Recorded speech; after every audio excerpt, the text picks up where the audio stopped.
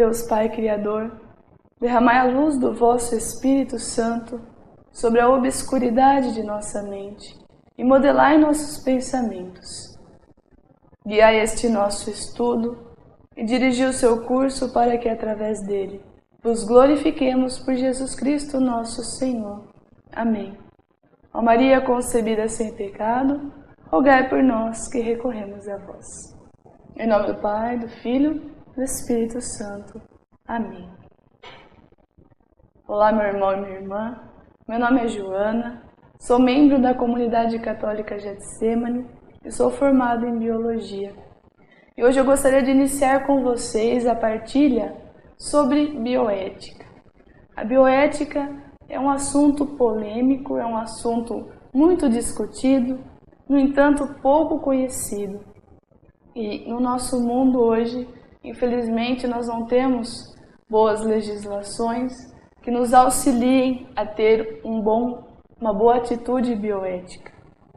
Para começar, eu gostaria de apresentar o que Deus espera de nós como criaturas. No capítulo 1 de Gênesis, no versículo 28, nós poderíamos encontrar um pouquinho da missão do homem, para que Deus nos criou também, né? Além de ser para glorificá-lo, Ele nos criou com uma missão de zelar pela criatura que Ele nos deu neste mundo.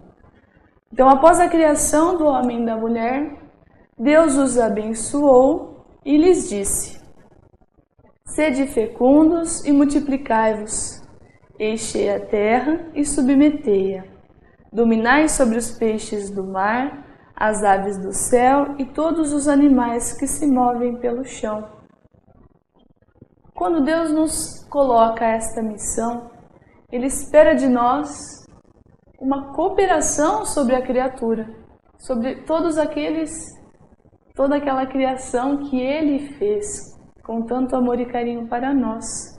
Dominai sobre os peixes do mar, as aves do céu e todos os animais que se movem pelo chão. Esse domínio, na verdade, não é um domínio opressor, mas é um zelo, um cuidado pela criatura. Nós devemos ter esse papel de zelosos pela criação desde o primeiro momento em que Deus nos concedeu esta missão. E isso nada mais é do que a bioética. A palavra bioética, se nós separarmos, a palavra bios, que vem do grego, significa vida. E a palavra ethos é relativa à ética. Então a bioética, ela possui um papel de investigar condições necessárias para termos uma administração responsável sobre a vida, sendo ela humana, animal ou vegetal, meio ambiente. Nós temos o papel de zelar pela criação de Deus. Nós não temos o papel de criadores. Isso fica bem claro nesse versículo. Deus criou o homem e a mulher, deu-nos o papel de multiplicar-nos, de sermos fecundos e de dominar sobre as criaturas. E não de sermos criadores. Nós somos chamados a cooperar com a criação de Deus, a ter essa atitude bioética desde aquele primeiro instante. E a bioética, ela é transdisciplinar porque ela apresenta diversas frentes de trabalho para auxiliá-la. E ela vai utilizar-se de fundamentos morais e regras de conduta para aplicá-la. Então, através dos fundamentos daquilo que é moral, daquilo que é lícito, serão realizadas regras de conduta que irão nos mostrar em que caminho nós devemos prosseguir. O objetivo desse estudo, portanto, é de apresentar um pouco sobre a luz que a Igreja nos ensina sobre o zelo pela vida. Mais do que a profissão bióloga, é aquilo que a Igreja nos mostra. Na verdade, a biologia nos ensina muitas coisas belas daquilo que foi feito por Deus. Nós temos a graça de glorificá-lo por isso. Vai dizer no Salmo 110, no versículo 2: grandes são vossas obras, ó Senhor, e dignas de admiração por todos aqueles que as amam. Nós somos chamados a ser amantes da obra do Senhor por primeiro. E sendo assim, muito além do estudo, é a luz que a nossa igreja nos apresenta para procedermos corretamente. E este é o objetivo do estudo, de apresentar novas realidades que nos cercam, das quais nós bem sabemos e conhecemos, e iremos conversar futuramente nos próximos vídeos, e envolver e esclarecer o posicionamento que a igreja nos coloca a partir deste assunto. Para isso, só para introduzir, devemos quebrar o paradigma que nos afirma que ciência e fé não se combinam. Esse chavão, na verdade, é uma mentira, porque a fé não é um empecilho para o desenvolvimento científico. Somente para fins de curiosidade, a primeira faculdade foi fundada pela Igreja Católica, lá na Itália, aproximadamente no ano de 1000, em Bolonha. Oxford, na Inglaterra, foi fundado pela Igreja Católica. No Vaticano nós temos 5 academias pontifícias. Existem mais de 70 médicos, profissionais e especialistas que são responsáveis em estudar acontecimentos para dizer se aquilo foi um milagre ou não.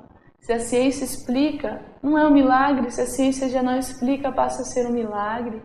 A canonização, beatificação dos nossos santos passam por toda esta frota médica para que possa ser aprovado ou não.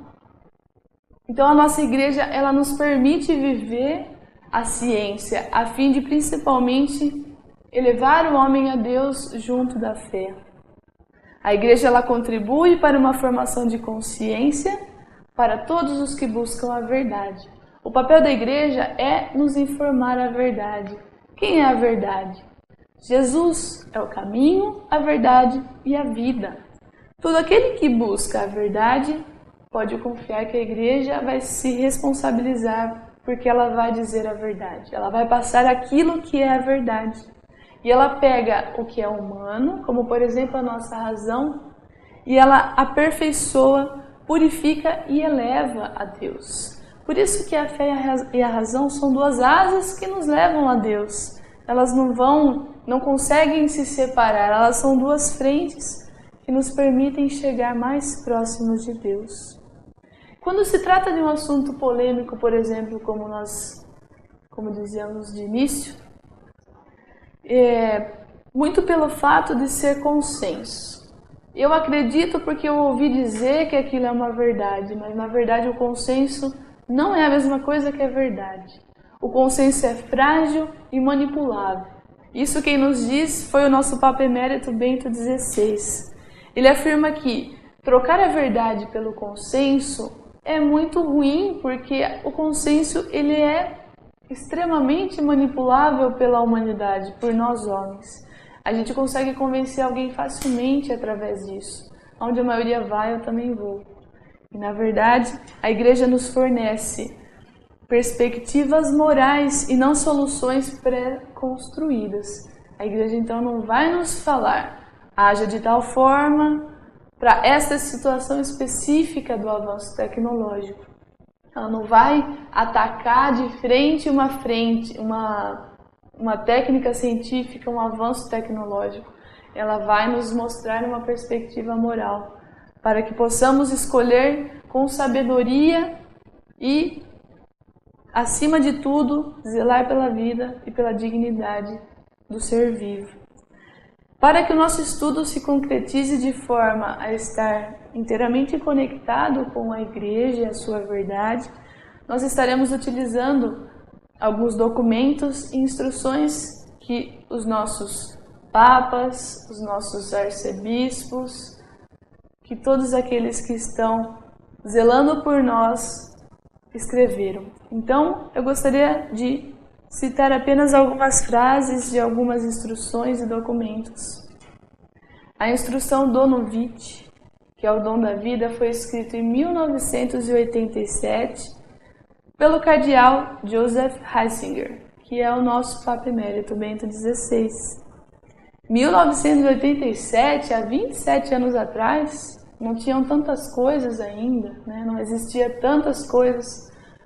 A gente se engana um pouco, porque na verdade já havia muito desenvolvimento técnico-científico que não estava agradando a Deus. Como, por exemplo, em 1961, foi feita a primeira pílula anticoncepcional. Em 61, muito antes ainda dessa instrução ser escrita. Em 1978, quase 10 anos antes ainda dessa instrução, foi feito o primeiro bebê de proveta. Será que já não existia bastante material para que a igreja não se pronunciasse?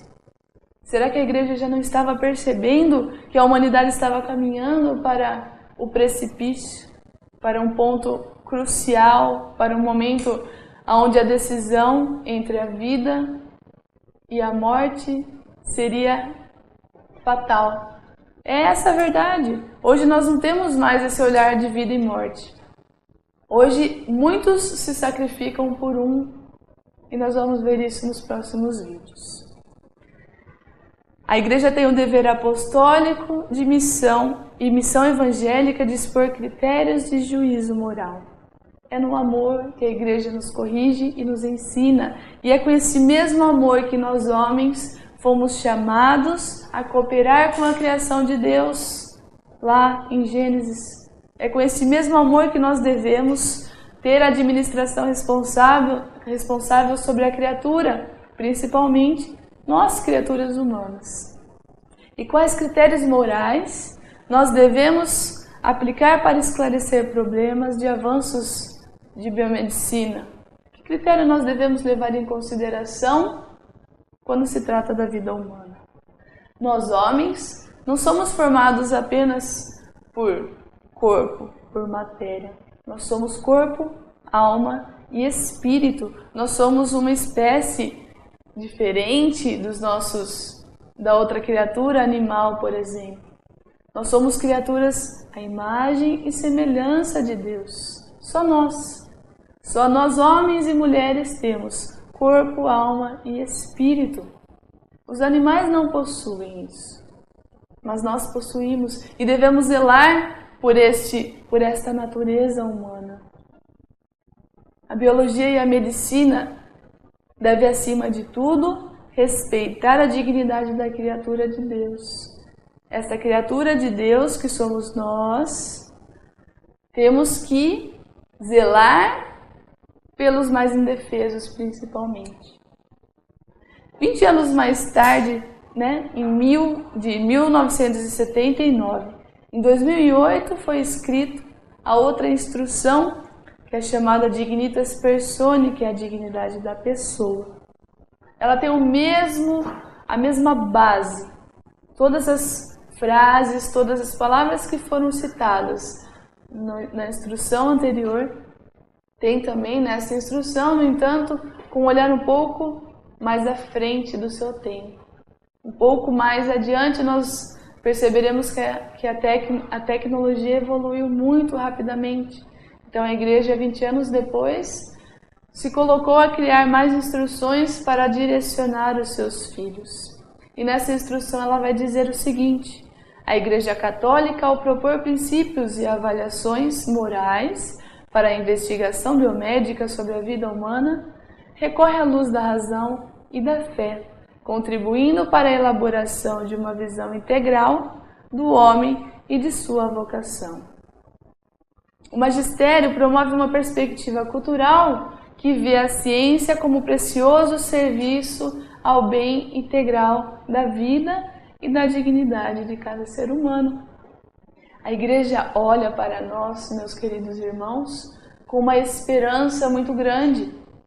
A esperança de que nós iremos auxiliar a população, a humanidade, aonde tiver mais precariedade, onde tiver uma população sofrendo fome, sofrendo doenças, sofrendo a pressão da natureza por algum motivo, a ciência deve estar a serviço da humanidade para salvar as vidas, principalmente daqueles mais carentes, mais pobres. É esse o olhar que a nossa igreja tem para nós.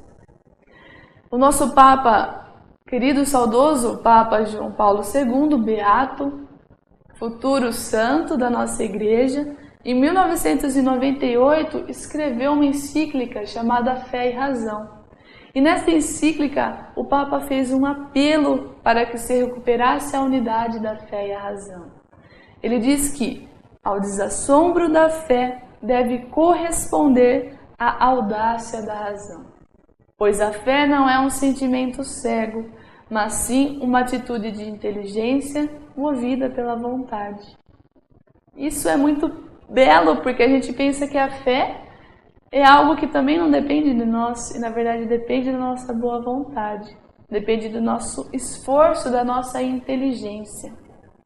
São Tomás de Aquino dizia que a luz da razão e a luz da fé provêm ambas de Deus. Portanto, elas não podem se contradizer entre si.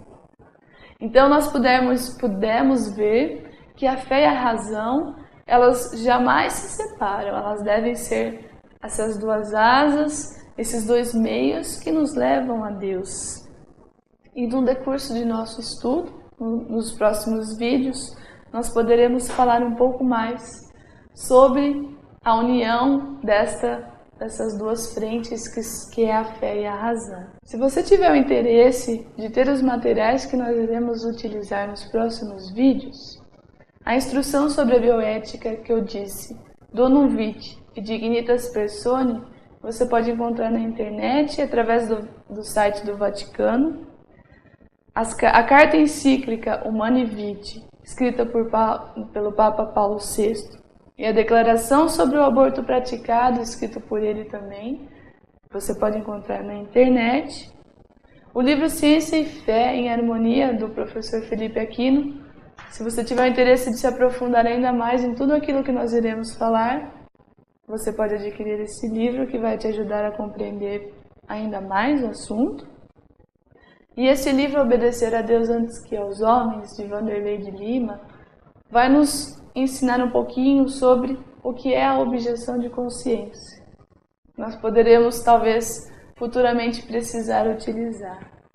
E, para terminar, eu gostaria de questioná-lo sobre uma pergunta, para que você possa pesquisar, procurar entender um pouco sobre isso, para iniciarmos o nosso próximo encontro. Em qual momento gera-se a vida humana? Essa pergunta nós iremos responder no nosso próximo vídeo. E eu espero você até lá. Fique com Deus e até logo.